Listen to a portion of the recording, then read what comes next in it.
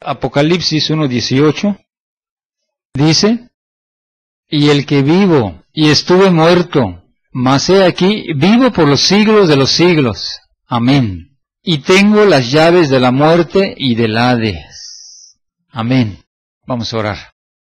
Bendito Dios, Padre, gracias. Aquí estamos reunidos una vez más, mi Dios. Tú sabes el plan, tú sabes el propósito, tú sabes la visión, bendito Padre, que en cada uno de nosotros hay, y te rogamos que tu nombre se glorifique, Señor. Ayúdanos grandemente en el nombre de Jesús y ayúdanos, Padre, a recordar, a entender tu palabra, Señor. En el nombre de Jesús, gracias. Amén, mi Dios. ¿Qué significa amén? Alguien dice, ustedes no deben decir amén. ¿Por qué? Porque amén es una palabra griega. Bueno, ¿qué significa esa palabra? Así sea. Cuando estamos orando y bendice a fulanito de tal, amén, Señor, así sea. Esa es la palabra que debemos decir, hablando en español. Pero como también aparece en la Biblia, y está escrito en griego, lo que quiere dar a entender es así sea. Cuando decimos amén, estamos diciendo así sea. Correcto.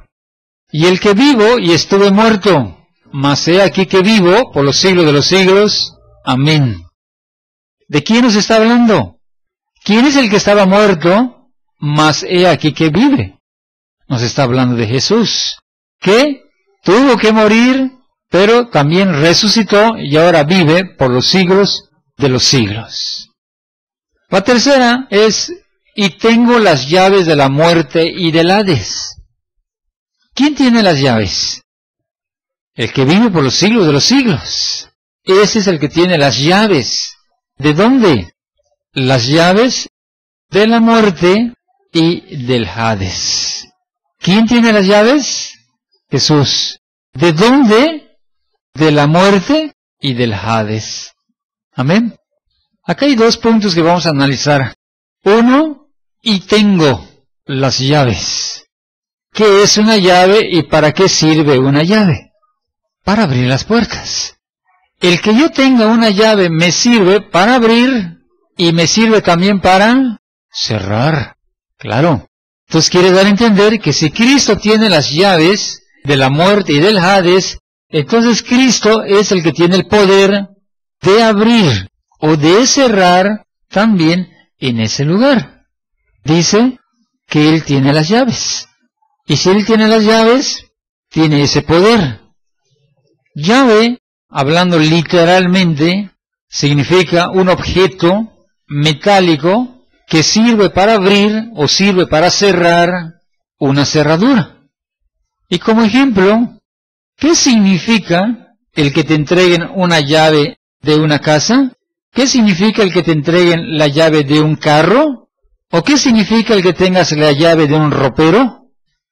Cuando haces una solicitud y de repente te van a entregar tu casa y te dicen, aquí tienes las llaves. ¿Para qué nos sirven esas llaves? Para lo que querramos. Ahí podemos entrar, salir, cambiar, decidir. Para lo que querramos nos sirven esas llaves. Lo mismo en el vehículo. Aquí tienes este vehículo, ahora es tuyo, toma las llaves. Lo puedo sacar en la hora que yo quiera, puedo salir a pasear, me puede servir el vehículo para lo que yo quiera, porque tengo las llaves. O algo más sencillo, el ropero que tenemos en la casa, que muchas veces tenemos las llaves para que no se nos pierdan cosas. Podemos meter, sacar lo que nosotros querramos. Entonces, ahí es donde podemos entender cuando dice, yo tengo las llaves de la muerte y del Hades. Jesús tiene el poder en ese lugar. Mateo 28:18, ahora vamos a entender esto. Dice, y Jesús se acercó y les habló diciendo, toda potestad me es dada en el cielo y en la tierra. Ahora sí lo podemos comprender. El que toda la potestad, ¿qué es potestad? Poder. ¿Qué es poder? Dominio. ¿Qué es dominio? Propiedad. ¿Qué es propiedad? Ser dueño de algo que me han entregado.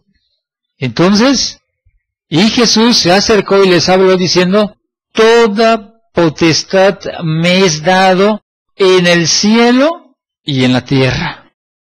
¿Y dónde está la muerte y el Hades? Está dentro de la tierra.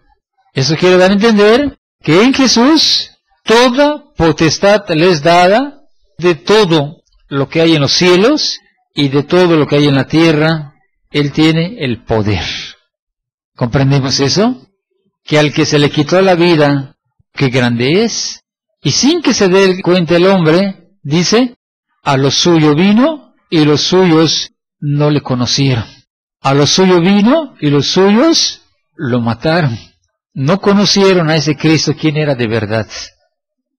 Aquí nos dice, toda potestad me es dada en el cielo y en la tierra. Filipenses 2:10, para que en el nombre de Jesús se doble toda rodilla de los que están en los cielos, los ángeles. Eso dice Hebreos 1, 5 y 6.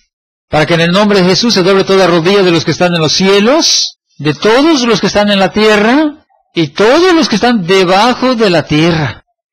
Porque Dios le dio un nombre que es sobre todo nombre. Imagínese, para que en el nombre de Jesús se doble toda rodilla de los que están en los cielos y en la tierra y debajo de la tierra. Preciosísimo. Hebreos 1, vamos a leer el versículo 5 y 6. Dice, porque a cuál de los ángeles dijo Dios jamás, mi hijo eres tú, yo te he engendrado hoy. Y otra vez, yo seré a él padre y él será a mí hijo. 6.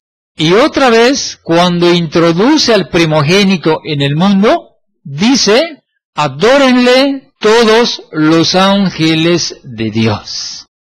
Por eso es que dice que toda rodilla se doblará en los cielos, adórenle todos los ángeles de Dios. Toda rodilla se doblará en los cielos, en la tierra, hablando del ser humano, y de los que están abajo de la tierra, hablando de los que están en el infierno, en el Hades o en el Seol. Amén. ¿Qué significa tener las llaves de la muerte y del Hades? Primero vamos a ver Oseas 13:14. Ya nos dimos cuenta que cuando nos entregan las llaves de una casa, pues tenemos la autoridad. ¿Qué significa tener las llaves? Oseas 13:14. Dice, de la mano del Seol los redimiré, los libraré de la muerte. Oh muerte, yo seré tu muerte, y seré tu destrucción. Oh Seol, la compasión será escondida de mi vista. ¿Qué significa el que Jesús tenga las llaves? Es el cumplimiento de una profecía, porque sin llaves no puede lograr esto.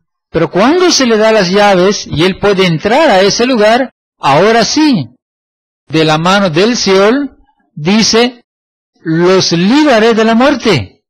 Cuando Cristo ya puede abrir en ese lugar, ahora ya puede librar de la muerte. ¿Librar de la muerte a quién? Y nos damos cuenta cómo se va abriendo las Escrituras y la vamos entendiendo con mucha facilidad. Entonces, por medio de la muerte, Él tiene las llaves del infierno. Por medio de las llaves, Él ya puede librar de la muerte.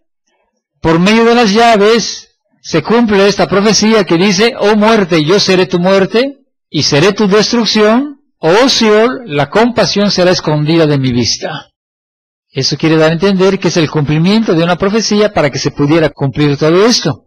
Ahora Cristo tiene el poder de abrir y de cerrar, y también de sacar, de redimir, de librar. ¿A quién? A los que están allá. Claro. Él tiene el poder de redimir y de librar a los que están allá para que se cumpla esta profecía. Mateo 12:39. Dice, Él respondió y les dijo, la generación mala y adúltera demanda señal, pero señal no le será dada sino la señal del profeta Jonás. 40. Porque como estuvo Jonás en el vientre del gran pez 3 días y 3 noches, así estará el Hijo del Hombre en el corazón de la tierra 3 días y 3 noches. La pregunta es, ¿para qué? ¿Para qué fue Cristo esos 3 días y 3 noches a ese lugar? ¿Sí lo comprendemos? Alguien dice, no, cuando uno muere es la sepultura común y listo, se acabó todo. Bueno, ¿y para qué fue Cristo al corazón de la tierra? Entonces diría, Cristo lo metieron a la cueva y ahí se quedó los 3 días y 3 noches. Pero aquí dice que Cristo fue en el corazón de la tierra 3 días y 3 noches, que es muy diferente. Cristo se fue a la sepultura 3 días y 3 noches, es uno, y Cristo se fue en el corazón de la tierra 3 días y 3 noches, es otra cosa. Eso quiere dar a entender que fue a ese lugar para cumplir la profecía que acabamos de leer. Oseas 13:14. De la mano del Seol los redimiré, los libraré de la muerte. Oh muerte, yo seré tu muerte y seré tu destrucción. Oh Seol, la compasión será escondida de mi vista. Primera de Pedro, capítulo 3, 19, dice, en el cual también fue y predicó a los espíritus encarcelados. Quiere dar a entender que en esos 3 días que fue en el corazón de la tierra o al centro de la tierra, tenía un plan, tenía un propósito, predicarle a los espíritus que están en la cárcel o encarcelados. Versículo 20. ¿Quiénes son esos espíritus encarcelados? Y aquí nos dice quién. Los que en otro tiempo desobedecieron cuando una vez esperaba la paciencia de Dios en los días de Noé, mientras se preparaba el arca, en la cual pocas personas, es decir, 8, fueron salvadas por agua. ¿A quiénes les fue a predicar? A todos los que estaban encarcelados. ¿Los que están en el seno de Abraham estaban encarcelados? No, esos no. Los que estaban en el Hades, o en el Seol, o en el infierno, esos sí estaban encarcelados. Y les fue a predicar. ¿Para qué les fue a predicar? ¿Para qué salimos a la calle a predicar? El plan de la predicación es hablarles de Jesús y, si ellos creen, puedan tener también la vida eterna. ¿Con qué plan les fue a predicar Jesús? Para salvarlos. Les fue a predicar Jesús para salvarlos. ¿De quién me está hablando? Me está hablando que desde Adán hasta Noé, esa gente que no tuvo conocimiento de Dios. Bueno, no es justo que estén en la cárcel. Correcto, les voy a predicar para ver quién es el que cree. Si no fuera para salvarlos, ¿para qué fue a ese lugar? Fue para predicarles y fue para salvarlos. ¿A quiénes? A los que crean. Vamos a leer 1 de Pedro 4:6.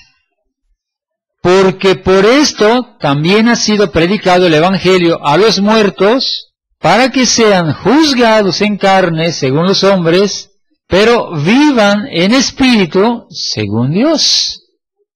Aunque tú no lo creas o aunque yo no lo crea. O aunque se te haga difícil de entender o se me haga difícil de comprender. Hay un texto muy conocido, Juan 3:16. Vamos a verlo. Porque de tal manera amó Dios al mundo, que ha dado a su Hijo unigénito, para que todo aquel que en Él cree no se pierda, mas tenga vida eterna. Cuando Cristo vino, a los 30 años comenzó su ministerio y le predicó a los vivos. 3 años y medio de ministerio, y cuando Él muere le va a predicar a los muertos. ¿Para qué? Para que todo aquel que en Él cree no se pierda, mas tenga vida eterna. ¿De quién me está hablando? Me está hablando de los vivos y me está hablando también de los muertos. Que todo aquel que crea en Él no se pierda, mas tenga vida eterna. Otro punto. Si una persona ya creyó en Jesús, dice, y salvó a los que creyeron y los llevó al paraíso. Pues es normal, ¿no? Al que estaba a la derecha de Jesús cuando le dijo, acuérdate de mí cuando vengas en tu reino. Cuando Cristo vio que había un arrepentimiento genuino, le dijo, de cierto te digo que hoy estarás conmigo en el paraíso. Y si Cristo fue a predicarles a esta gente, yo estoy seguro que todos los que creyeron, también los sacó de ese lugar y los metió en ese otro lugar que se llama paraíso. ¿Se nos hace difícil todo esto? La verdad no.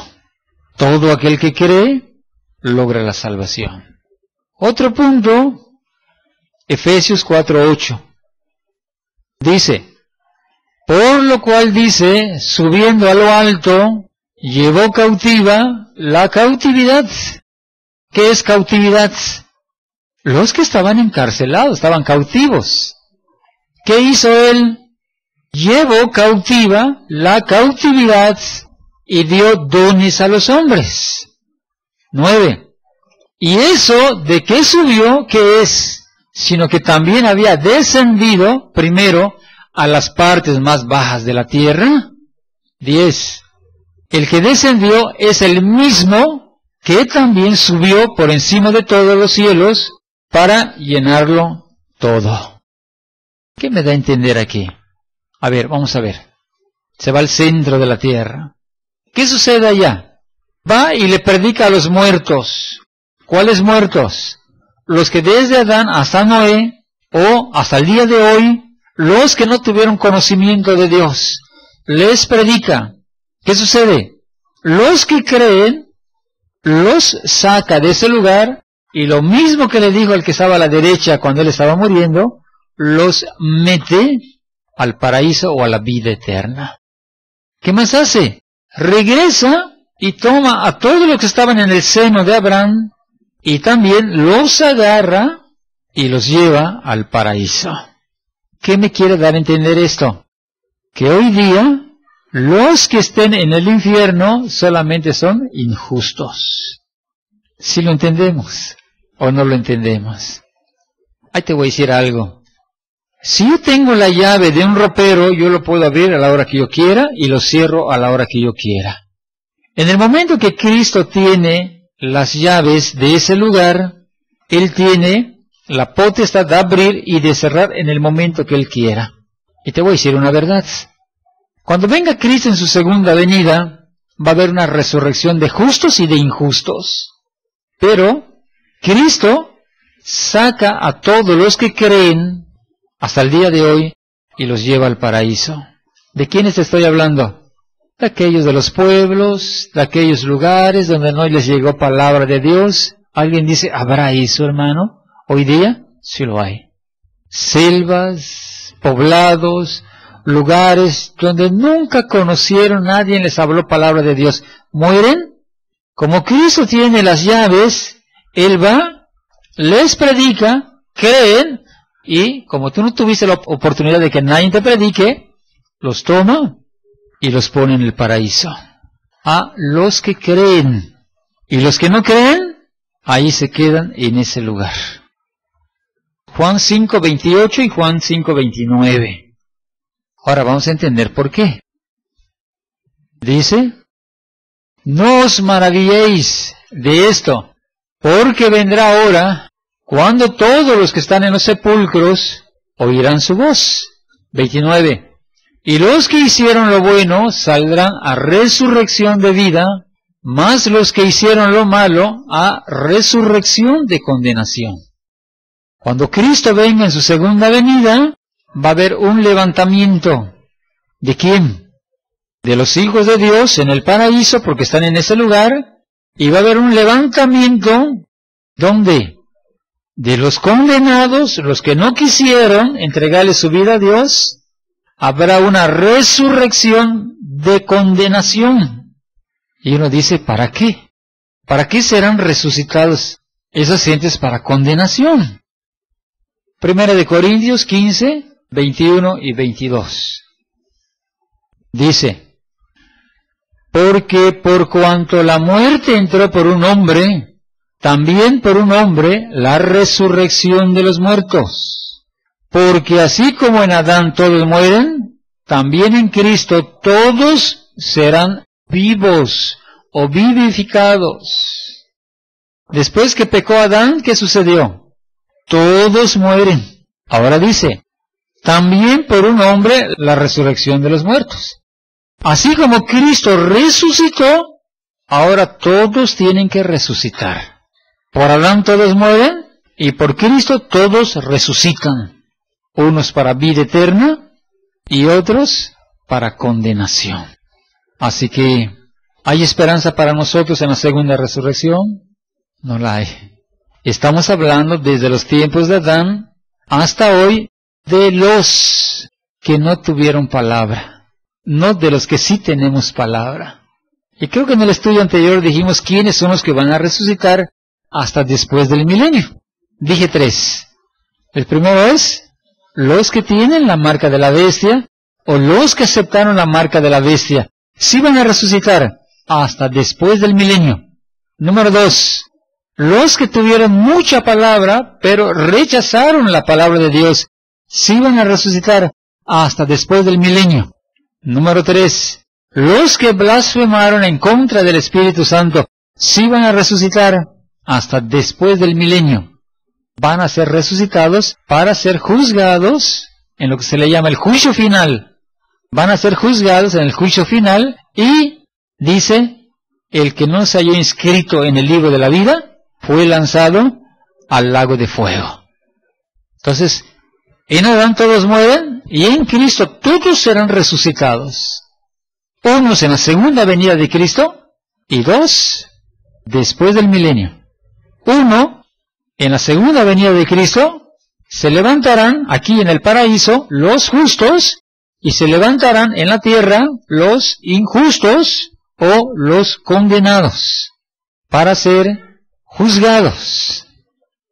Romanos 14:9 dice, porque Cristo para esto murió y resucitó y volvió a vivir para ser Señor, así de los muertos como de los que viven. Porque Cristo para eso murió. No fue un invento de Él, ya estaba planeado. Para esto murió y resucitó, para ser Señor de los vivos, o de los que viven, o de los que van a vivir, y para ser Señor de los muertos, que también van a resucitar. Para eso murió y resucitó, para ser Señor de los muertos, como de los que viven. Amén. Y alguien se preguntará, ¿y cómo es que van a ser juzgados? Yo lo único que les puedo decir es que los que van a ser resucitados para vida eterna, qué precioso, porque dice la Biblia que no vuelven a morir, porque la muerte segunda no tiene potestad sobre él. Qué precioso. Los que entran a la vida eterna para siempre. O de la resurrección de los condenados, allá sí, porque se les va a juzgar. ¿Se les va a juzgar en qué forma? Dice la Biblia que cuando Moisés sacó al pueblo de Israel, los juzgó. Sacó a los 600,000 hombres, y dice, y los juzgaba desde temprano hasta el anochecer, que era muy cansado el trabajo de Moisés, que escogiera 70 varones, y así lo hizo Moisés.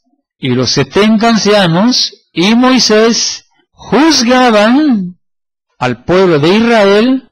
Dice, los 70 ancianos juzgaban al pueblo de Israel, y las cosas más difíciles se las llevaban a Moisés. ¿Qué hizo Moisés y los 70 ancianos? Juzgaron a los israelitas durante todo ese tiempo hasta que entraron a la tierra prometida. Si van a resucitar los que están en condenación, ahora sí se cumple 1 Corintios capítulo 5. ¿No sabéis que los santos han de juzgar al mundo? Ahora sí se cumple ese texto bíblico. Los santos que están en la Nueva Jerusalén van a juzgar, así como Moisés y los ancianos juzgaran al pueblo de Israel, así el pueblo que tenga vida eterna va a juzgar a los que resuciten cuando venga Cristo. Pues Dios les bendiga. Vamos a orar en el nombre de Jesús. Vamos a ponernos de pie y vamos a orar. Bendito Dios, ayúdanos a leer la Biblia, a escudriñar las Escrituras, mi Dios. Hay quienes son muy buenos para los números, para las cuentas, pero muchas veces para las cosas de Dios no hay claridad, Señor. Yo te ruego toda tu ayuda, Señor Jesús. Ayúdanos a comprender con facilidad todo esto, Padre mío. Ayúdanos en el nombre de Jesús. Gracias. Amén, mi Dios.